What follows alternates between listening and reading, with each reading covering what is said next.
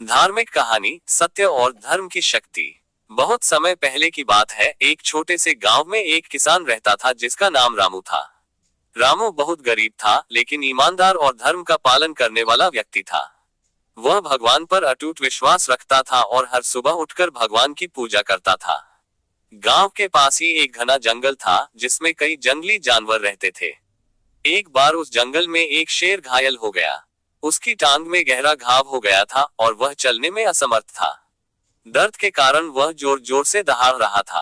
रामू जब जंगल के पास अपनी गायों को चराने गया तो उसने शेर की दहाड़ सुनी। सभी जानवर डर के मारे भाग गए, लेकिन रामू के मन में करुणा जागी। उसने सोचा, भगवान ने सभी प्राणियों को समान रूप से बनाया है।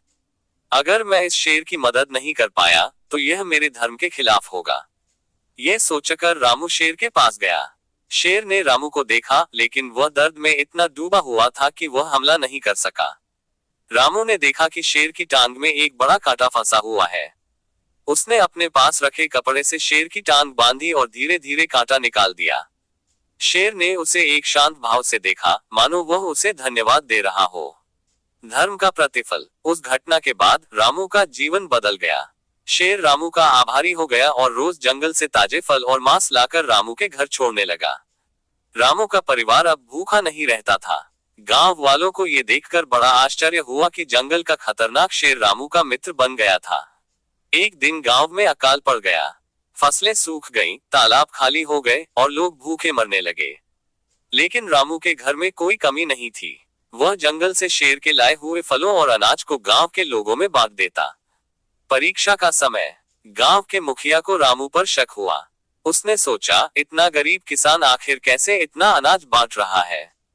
जरूर इसमें कोई चालाकी है। उसने रामू पर चोरी का आरोप लगाया और पंचायत बुलाई। पंचायत में रामू से पूछा गया, तुम इतने गरीब हो फिर भी इतने सारे लोगों को खाना खिला रहे हो। सच बताओ, तुमने यह अनाज कहां से चुराया? रामू ने शांत स्वर में उत्तर दिया, यह अनाज भगवान ने भेजा है। मैं सत्य कह रहा हूँ। मुखिया ने रामू की बात पर विश्वास नहीं किया और फैसला किया कि रामू को जेल में डाल दिया जाएगा। तभी जंगल से शेर आ गया। उसने पंचायत में आकर दहाड़ मारी। सभी लोग डरकर भाग गए, लेकिन रामू ने शेर को शांत किया और कहा, तुम्हें यहाँ नहीं आना चाहिए। ये सब भगवान की मर्जी है। सत्य की जीत। शेर के इस अप्रत्याशित व्यवहार से मुखिया को अपनी गलती का एहसास हुआ। उसने रामू से माफी मांगी और उसकी ईमानदारी की प्रशंसा की। रामू ने मुखिया और गांव वालों से कहा, धर्म का अर्थ है सत्य, दया और निस्वार्थता। यदि हम दूसरों की भलाई के लिए काम करेंगे तो भगवान हमेशा हमारी मदद करेंगे।